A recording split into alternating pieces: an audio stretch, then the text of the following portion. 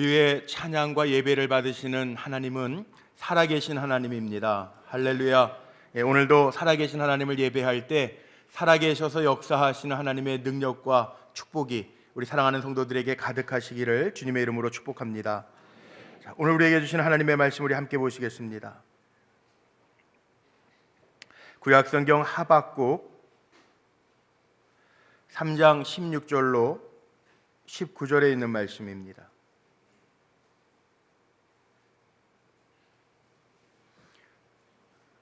구약성경 하박국 3장 16절로 19절의 말씀, 구약성경 1305쪽에 있습니다.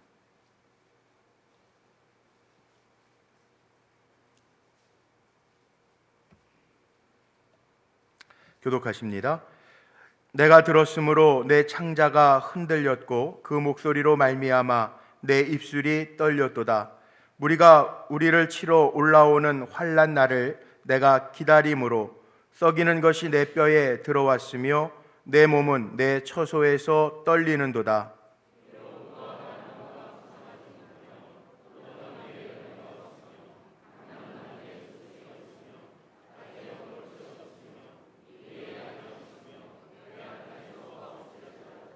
나는 여호와로 말미암아 즐거워하며 나의 구원의 하나님으로 말미암아 기뻐하리로다.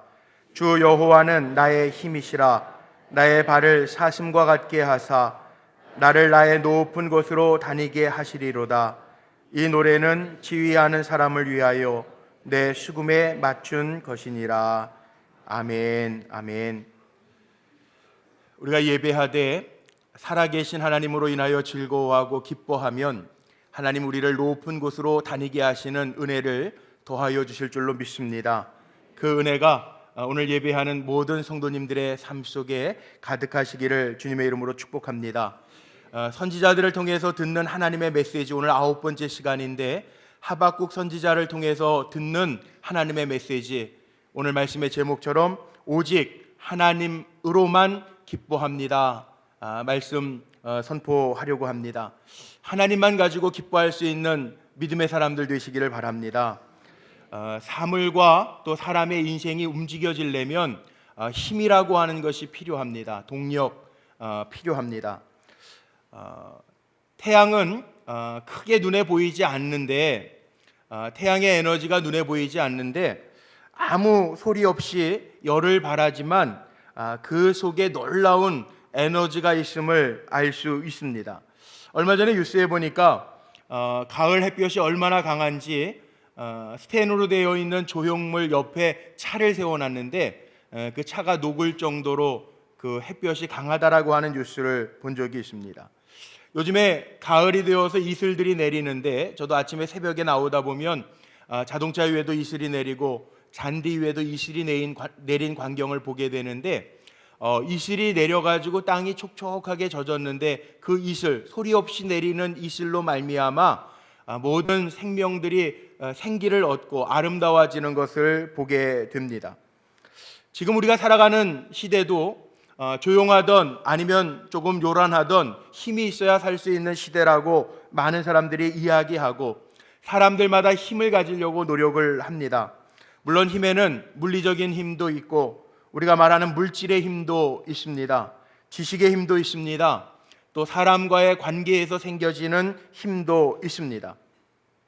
예전에는 물리적인 힘, 강하다 그러면은 지배하고 힘이 있었는데 요즘에는 정보화 시대라서 지식이 힘이라는 이야기들도 종종 많이 합니다.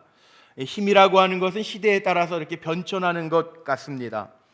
예전에는 힘 있는 사람이 무조건 이겼는데 요즘에 힘 있는 사람이 주먹을 들면 지식이 있는 사람이 그렇게 얘기한다 그래요. 지금 나 치면 형법 몇 조에 의해서 구류 며칠 이렇게 얘기하면 조용히 주먹의 힘을 푼다고 하는데, 그래서 세상 사람들도 지식의 힘이라고 많이 이야기하죠. 성경에도 잠언 24장 5절 말씀에 보니까 지혜 있는 자는 강하고 지식이 있는 자는 힘을 더하나니 라는 말씀이 있습니다.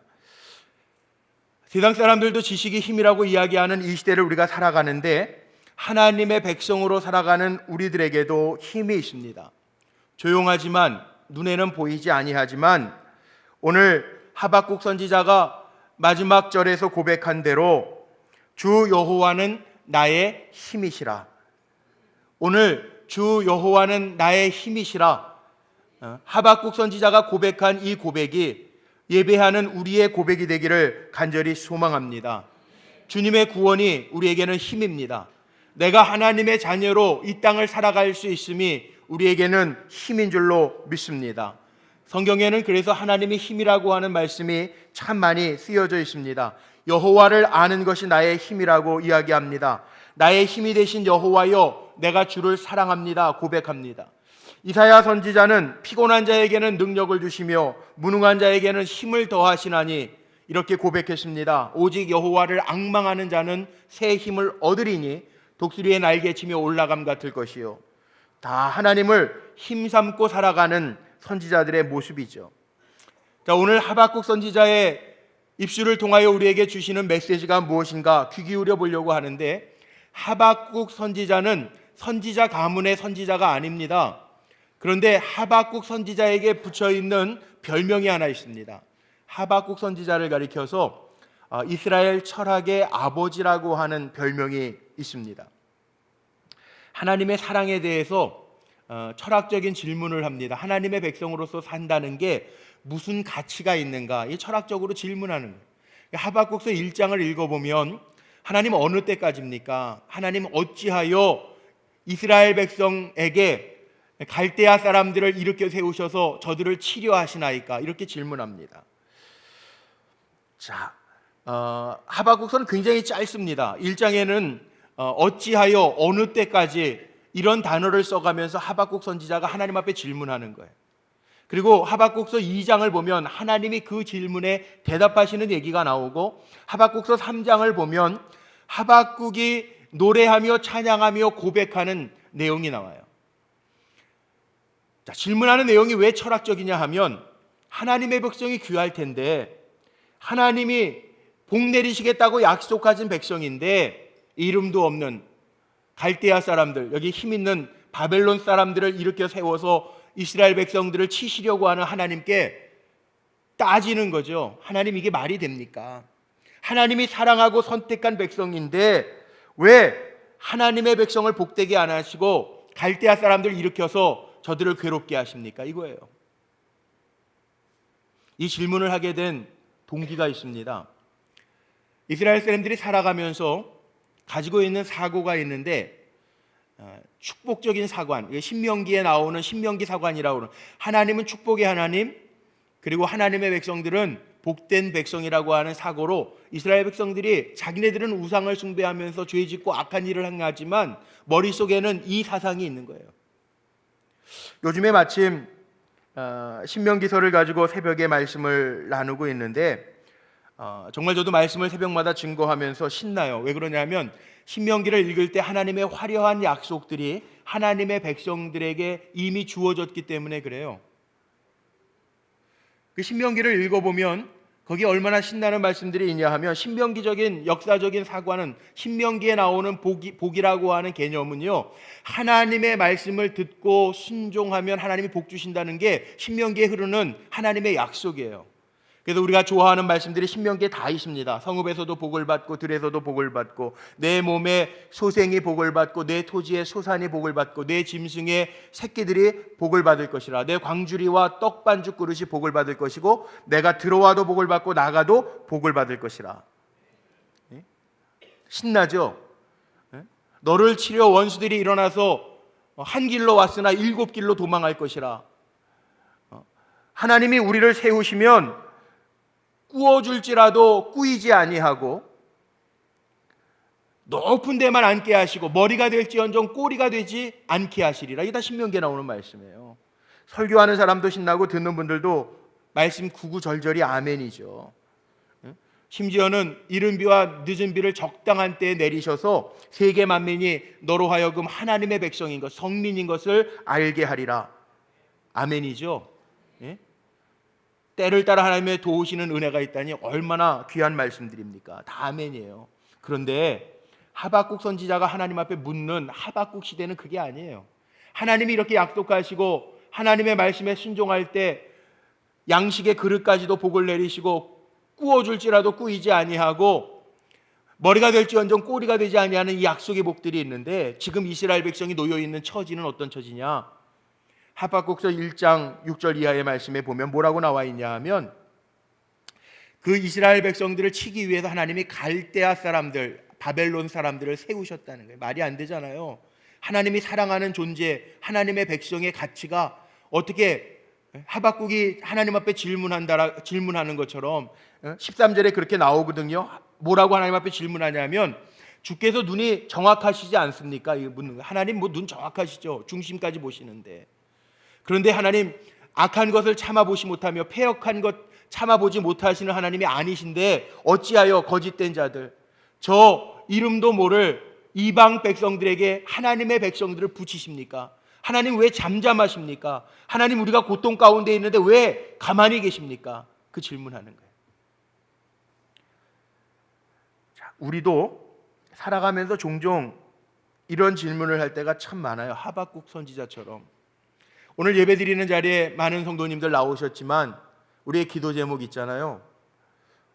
그래도 아주 내세울 만큼 잘 살지는 않지만 하나님 앞에서 그래도 말씀 지키면서 산다고 하는데 어렵고 힘든 분들, 물질의 고난을 당하는 분들, 병약한 분들, 지금도 문제와 씨름하는 분들, 마음의 소원의 제목을 가지고 기도하는 분들이 계실 거예요. 하박국 선지자처럼 어찌하여 어느 때까지 하나님 이런 고난을 당해야 됩니까? 여기 세상에 믿지 아니하는 사람들도 많은데 저들의 형통함을 보면서 나에게는 왜 이렇게 힘든 시련의 길을 걷게 하십니까? 그런 질문이 우리 안에 있을 수도 있어요. 하박국 선지자처럼. 전 하박국서를 묵상하면서 어떨 때에는 마음의 시원함이 느껴지더라고요. 우리 안에 그런 고민들이 있고 질문이 있잖아요. 하나님 어찌하여 나에게 이런 일이, 하나님 어느 때까지 나에게 이런 일이 계속될 겁니까? 질문할 때 있잖아요. 하나님 대답이 뭔지 아세요? 하나님 아주 명확하게 대답하세요. 하박국서 2장 4절 말씀해 보니까 이렇게 합리적인 것 같이 하박국이 하나님 앞에 물어보고 따지는데 하나님이 분명하게 대답하십니다. 의인은 그의 믿음으로 말미암아 살리라. 지금 고난당하고 힘든 가운데 있지만 하나님은 구원의 하나님이시기 때문에 끝까지 인내하고 기다리는 사람, 하나님을 신뢰하고 믿음으로 주님을 바라보는 사람, 그 사람은 믿음으로 말미암아 살리라. 그러니까 하박국 선지자는 자기의 평가 기준을 가지고 자기의 시간을 가지고 하나님 앞에 지금 대드는 거예요. 하나님 어찌하여 그렇습니까? 하나님 어느 때까지 내가 이런 일들을 보아야 합니까? 하나님 왜 잠잠하게 계십니까? 그렇게 묻다가 하나님께 답을 들어요. 하나님이 이르시되 의인은 그의 믿음으로 산다는 거예요. 지금 상황을 보지 말고 구원해 내실 하나님을 믿음으로 바라보라는 거예요. 그 사람이 산다는 거예요. 하나님의 약속이 더딜지라도 하나님은 참되시다라고 하는 것을 기억하시기를 바랍니다. 이게 믿음입니다. 그래서 의인은 믿음으로 산다는 거예요. 하나님은 의를 가지고 계시기 때문에 지금은 고통당할지 모르지만 하나님의 의가 반드시 이루어진다라고 하는 약속을 하고 계십니다. 그래서 하박국 선지자를 통해서 우리가 들어야 될 것은 진정한 믿음이라는 게 무엇인가? 진정한 믿음이 나에게 뭘까? 이거 들어야 돼요.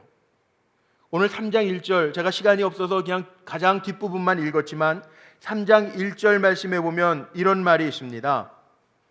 시기 온옷에 맞춘 선지자 하박국의 기도라. 시기 온옷, 발음도 어렵고 어려운데 무슨 뜻인지도. 시기 온옷에 맞춘, 시기 온옷이라고 하는 게 뭐냐면 이게 음악적인 용어인데 경이로운 곡조, 가장 훌륭한 악보를 의미합니다.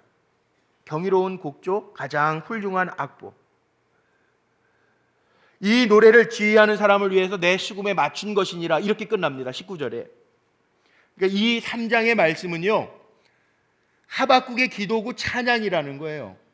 근데 이 기도와 찬양이 아주 경이롭고 훌륭한 악보에 맞추어서 온 찬양대가 함께 찬양하는 노래로 믿음을 표현했다는 거예요. 상황은 좋지 않습니다. 16절 말씀해 보니까는 이 하박국 선지자가 당하는 이 고난의 그 아픔이 얼마나 큰지 오늘 읽은 말씀에 보면 16절에 그렇게 시작하잖아요. 침략군, 잘 준비된 침략군들이 올라온다고, 전쟁하러 치러 올라온다고 하는 소식을 백성들이 들을 때 창자가 흔들리고 입술이 떨리는, 두려운 거죠. 무리가 우리를 치러 올라온다라는 소리, 환난 날에 그 기다리고 있는 게 얼마나 불안하겠습니까? 내 뼈를 썩이는 것처럼 들어오고 내 몸은 처소에서 오들오들 떨리는 거예요. 안 그렇겠어요? 적군들이 올라와서 우리의 삶을 흐트러 놓는다고 한다면, 죽음의 위기 가운데 있다면 떨리는 게 당연하겠죠. 그런데 구원의 하나님이라고 하는 그 말씀을 들은 하박국이 거기에서 끝나는 게 아니고, 떨리는 것으로 끝나는 게 아니고, 두려움으로 끝나는 것이 아니고, 여기 말씀 속에 뭐라고 기록하고 있냐 하면, 이 떨림, 어려움, 두려움이 우리에게 있지만 그러나 아무것도 없다 한다 할지라도 난 여호와로 인하여 즐거워하며 하나님의 구원으로 인하여 기뻐하리로다. 사실 한번 생각해 보세요. 지금 위기 가운데 있는데 세상적인 거 많은 거 가진들 그게 무슨 소용이 있겠어요? 결국 마지막에 남는 게 뭘까요? 마지막에 남는 것, 구원받은 하나님의 백성들에게 마지막에 남는 것, 하나님의 손인 줄로 믿습니다. 그래서 하박국 선지자가 그 떨림과 두려움 속에서 이해할 수 없는 고난과 어려움이 닥칠 때가 우리에게 있지만, 그래도 나는 하나님으로 인하여 즐거워하고 하나님으로 인하여 기뻐하겠다라고 하는 고백을 하고 있습니다. 자, 오늘 성도님들도 오늘날 살아가면서요, 욥처럼 이유 없는 고난 때문에 힘들어하시는 분도 계시고, 창세기에 나오는 요셉처럼, 우린 창세기를 다 알고 읽으니까 창세기가 하나님과 동행한 사람, 의로운 사람, 복된 사람, 요셉을 그렇게 표현하지만 그 몰랐던 요셉은 얼마나 사실은 힘들었겠어요. 그래도 요셉은 하나님 끝까지 놓지 않잖아요. 형제들에게 버림받아도 잘 열심히 섬겼는데도 유혹에 하나님 앞에서 내가 어떻게 득죄하리요, 그렇게 신앙을 지켰는데도 옥살이를 하고 억울한 시간들이 흘러갈 때 얼마나 답답했겠어요. 근데 끝까지 하나님을 저버리지 아니하고 믿음으로 있을 때 의인은 믿음으로 말미암아 살리라, 하나님 살게 하시고 높여주셨잖아요. 우리도 마찬가지입니다. 우리가 세상 것 구하면서 살 때가 많이 있는데, 오늘 17절 말씀에 보니까 성경을 구절 속에 보니까 인간이 필요한 것들이 쫙 나열되어 있어요. 물론 무화과, 양, 소, 감람나무에 소출이 없고, 이게 말씀 보면 지금 시대에는 잘 맞지 않는 것 같을지 몰라도 이 하박국 시대에는요, 이게 전부 다 너무너무 필요한, 무화과가 무성치 못하다. 무화과는요, 이 당시의 사람들에게는 식량이라고 해요. 식량. 지금도 터키의 성지순례를 가면은 버스 타고 몇 시간을 가도 무화과 밭이 있다고 그래요. 무화과가 그들의 열매라고요. 식물이라고요. 포도나무에 열매가 없어도, 포도나무요, 이스라엘의 포도는 주산물이에요. 그래서 성경에 보면 포도원 얘기도 나오고 포도나무 비유도 많이 나옵니다. 그들이 잉여 재산을 가질 수 있는 수단입니다. 감람나무, 올리브유 기름, 요즘에 식용으로도 많이 쓰지만 석유가 없는 시대에는 이 올리브유를 가지고 등불을 밝히기도 했습니다. 유목민들, 이스라엘 백성들에게 양이 없으면 할 일이 없는 거예요. 오늘날 시대로 봐도 여기에 나열되어 있는 모든 것들이 없을지라도, 오늘날 우리가 살아가는 시대에 절대 필요하다고 하는 것들이 없을지라도 난 여호와로 인하여 기뻐하겠느냐, 이게 믿음이라는 거예요. 여러분 어떻게 생각하십니까? 나에게 절대적으로 필요한 것들이 없는데도 하박국 선지자처럼 난 여호와로 인하여 기뻐하리로다 고백할 수 있는 믿음이 여러분에게 있습니까? 쉽지 아니한 질문이죠. 그래서 이 하박국의 고백은 어떻게 보면 아주 높은 믿음의 수준을 우리에게 보여주고 있습니다. 감사의 조건이 하나도 없는 상태에서 여호와 하나님만으로 인하여 기뻐할 수 있는 믿음이 나에게 있는가? 오늘 하나님이 주시는 메시지예요. 너 지금 다 있으니까 예배 자리에도 기쁨으로 나와서 자랑하면서 예배하지. 네가 가지고 있는 주변의 것이 다 없다 한다 할지라도 나 하나님으로 인하여 기뻐할 수 있니? 하나님이 물어보시는 메시지예요. 요즘에 많이 한국 사회가 힘들어서 새롭게 나온 신조어들이 있어요. 들어보셨는지 모르겠는데 헬조선, 헬이라고 하는 그 영어 단어가 이게 지옥이라는 뜻이 있잖아요. 그렇게 살기 좋은 지금 우리의 환경이 아니라는 거예요. 헬조선. 심지어는 스펙공화국, 뭐 스펙 없으면 자랑할 만한 것 없으면 웬만한 명함 내밀 것 없으면 떳떳하게 살지도 못한다는 거예요. 예전에는 개천에서 용 난다 그랬는데 요즘에 개천에 용이 전혀 없대요. 그래서 개천에서 용 난다라는 속담은 개천에서 용 쓴다 이 속담으로 바꿔야 된다고 그러더라고요. 그런 시대를 삽니다. 제가 목사로서 염려되는 것은 이 하박국 선지자 말씀을 읽고 묵상하면서 마음속에 이런 생각이 들어요. 목사로서 제 마음속에 만약에 우리가 있는 것 주변에 하나님께서 허락하신 것으로 인하여만 감사한다면 우리가 감사할 것보다 원망할 게 어쩌면 더 많을지 모르겠어요. 가령 몸이 건강한 사람보다 연약한 분들이 많이 계시잖아요. 요즘에 저희 교회 기도의 제목들 보면 건강 놓고 기도하시는 분들 많아요. 사업이 잘 되고 좋은 학교에 들어가고 승진하고 평안한 것 때문에 감사드린다면 어떻게 보면 이 지구상에 감사의 조건보다 원망의 조건들이 더 많을 것입니다. 왜냐하면 승진하는 사람보다 밀려나는 분들이 더 많잖아요. 돈을 버는 사람들보다, 돈을 쌓아놓고 사는 사람들보다 빚지고 사시는 분들이 더 많잖아요. 요즘에 우리 입시생들을 위해서 기도회를 하고 있는데 입시 시험을 보고 나면 인류대학에 들어가는 우리 자녀들보다 그냥 그렇고 그런 대학, 삼류대학에 들어가는 자녀들도 많잖아요. 어떻게 보면 오늘날 되어지는 일들 별로 가진 것도 없는데 되는 일들도 없는데 힘든 세상에서 무엇을 보고 감사할까? 된 일들만 가지고 감사한다면, 있어서 감사한다면 하박국과 같은 감사가 우리에게 나오지 않을지도 몰라요. 그런 가운데에서도 우리가 기억해야 될 것이 있어요. 정말 믿음이 뭐냐? 오늘 하박국 선지자가 고백한 것처럼 17절 마지막에 나온 것처럼 없을지라도 하나님 앞에 드리는 감사가 그게 믿음이에요. 제가 책을 읽으면서 정말 멋있는 문장을 하나 봤어요.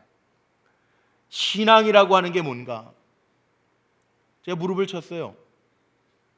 신앙이라고 하는 것은 안 되는 일을 되게 하는 능력일 뿐만 아니라, 물론 신앙이라는 거 하나님의 능력, 하나님의 손이 있으니까 안 되는 일도 되게 하신 하나님의 은혜가 있죠. 그런데 신앙은 안 되는 일들 속에서도 내가 깨닫지 못한 하나님의 또 다른 숨긴 뜻이 있음을 깨닫는 것이다. 맞지 않아요? 하나님이 하시는 일들도 있지만 안 되는 일들을 통해서도 여기에 하나님의 숨어 있는 뜻이 있을 거야. 그렇게 믿는 사람, 이게 신앙의 사람이라는 거예요. 오늘 하박국 선지자는 뭐뭐가 있기 때문에가 아니라 없을지라도 난 여호와로 인하여 기뻐하리로다 고백하고 있는데, 오늘 우리 성도님들이 내가 하나님의 구원받은 백성이기 때문에 먼저 기뻐하고 감사할 수 있는 성도님들이 되시기를 주님의 이름으로 축복합니다. 주변의 것보다 존재가 더 중요합니다. 수원에 어느 분이 글을 올렸는데 기독교인이에요. 실력이 있어서 우리나라 대기업에서 승승장구하다가 49세 때 50이 채 되기 전에 우리나라 그 유수한 기업에서 은퇴를 했어요. 가족들에게 아버지로서 이렇게 얘기합니다. 대기업의 임원이 되기까지 얼마나 노력했겠어요. 우리나라는 그런 말이 있더라고요. 대기업의 임원 되려면 가정 포기하고 살아야만 임원 된다는 거예요. 그런데 그렇게 임원 되자마자 1년이 안 돼서 은퇴한 거예요. 가장으로서 체면이 있잖아요. 그래도 여태까지 수고했으니까 일 끝나고 가족들, 대학 다니는 딸, 고등학교 다니는 아들, 아내 모아놓고 남편이 이렇게 얘기해요. 속이 후련하라고. 그동안 그냥 정신없이 달려왔는데 이제 좀 쉬어야 되겠다고. 가족도 그냥 애가 몇 학년인지도 모를 정도로 내가 정신없이 살았는데 이제 좀 여행도 하고 애들도 좀 챙기고 지내야 되겠다고. 그리고 3개월을 지납니다. 아이들하고 영화도 보고요, 아내하고 여행도 가고요. 근데 3개월이 지났는데요, 이 남편에게 우울증이 생기기 시작했어요. 3개월이 지나고 나니까 그렇게 바쁘게 정신없이 살다가 자기의 존재감을 잃어버렸어요. 우울증이 생기기 시작했어요. 자살을 결심합니다. 믿음의 사람인데. 근데 자살을 하려고 했는데도 생각해 보니까 가족들에게 피해가 갈 것 같아요. 피해 안 주고 죽을 수 있는 방법이 없어서 시간을 끌다가 만 49번째 생일이 됐어요. 근데 그 생일날 아주 특이한 선물을 받아요. 아내가 49번째 생일을 맞이한 남편에게 편지를 썼어요. 당신이 내게 소중한 이유 49가지 편지를 썼어요. 당신은 내게 준 하나님의 가장 큰 선물입니다. 편지를 썼어요. 딸이 아빠에게, 대학 다니는 딸이 아빠에게, 난 아빠와 이렇게 함께 있어서 너무 행복해요. 지금까지 길러주신 거 감사해요. 편지를 썼어요. 고등학교 다니는 아들이요, 아빠의 존재가 이렇게 큰지 몰랐어요. 아빠가 우리 가정의 보석이에요. 편지를 썼어요. 이 믿음의 가장 아버지가요, 가족들이 써준 종이를, 편지를 읽으면서 다시 힘을 냅니다. 눈물을 흘립니다. 일어납니다. 주변에 있는 것들이 아니라 내 존재를 이렇게 소중하게 여겨주는구나 깨닫고 일어납니다. 이와 같습니다. 우리가 가장 기뻐해야 될 것, 감사해야 될 이유가, 하박국 선지자가 어찌하여 그렇습니까? 어찌하여 그렇습니까? 질문하는데 하나님 뭐라 그러시냐 하면, 의인은 믿음으로 말미암아 산대요. 그 믿음이 뭡니까? 우리가 인내하고 기다리면 하나님의 백성된 우리들, 여호와 하나님으로 인하여 즐거워하고 기뻐하면 하나님의 자녀로서 살아가는 존재감을 가지고 있는 우리를 통하여 하나님이 역사하신다는 거예요. 호랑이처럼 힘있지 않아도, 오늘 마지막 19절 한 절 말씀이지만 거기에 이렇게 기록되어져 있죠. 여호와는 나의 힘이시라. 나의 발을 사슴 같게 하사 나로 높은 곳에 다니게 하시리로다. 그 선교사님 중에 유해석 선교사님이라는 분이 책을 썼는데, 예전에 뭐 이렇게 책 이름이 다 이렇게 명사형으로 끝나지 않았습니까? 뭐 내려놓음 뭐 이런 식으로 높여주심이라는 책을 썼는데, 이 높여주심이라는 책에 보면은 그거예요. 우리가 하나님의 백성이라고 하는 자긍심을 잃어버리지 않고 살아가면 하나님이 때를 따라서 이렇게 쓰시는 거, 높여주신다는 거예요. 높은 데 계신 하나님이 우리를 높여주신다는 거예요. 그러니까 세상을 살면서 무화과의 열매, 포도의 소출들, 땅의 꽃들을 보면서 어찌하여 우리는 그렇게 한탄하는, 이게 땅의 소리예요. 땅의 탄식이에요. 어찌하여 어느 때까지입니까? 이거 땅에 사는, 땅을 바라보면서 사는 사람들의 탄식이 그거에 불과한 거예요. 우리는 뭘 보고 살아야 되느냐? 높은 데, 오늘 찬양해 주신 것처럼 높은 데 계신 하나님 경배하고 예배하고 내가 여호와의 구원으로 인하여 기뻐하며 살아갈 수 있으면 하나님 우리의 발을 높이 드셔서 높은 데로 다니게 하시는 은혜를 허락해 주실 줄로 믿습니다. 말씀을 정리하면서 마칩니다.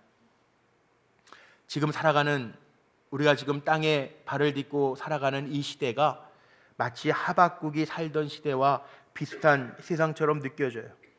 정치, 경제, 교육, 외교, 안보, 어느 것 하나 마음 구석에 편안한 마음이 별로 없어요.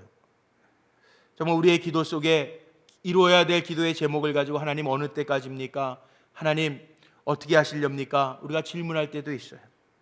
그런데 하나님 오늘 우리에게 말씀하십니다. 주변에 있는 것들로 인하여 감사하겠느냐? 너는 나로 인하여 즐거워하며 기뻐하겠느냐? 오늘 예배 자리에 참여하신 여러분들의 입술로 나를 구원하신, 나를 하나님의 자녀 삼아주신 이 일로 인하여 내가 하나님을 기뻐합니다, 하나님을 즐거워합니다 고백할 수 있는 믿음의 귀한 종들이 되시기를 주님의 이름으로 축원합니다.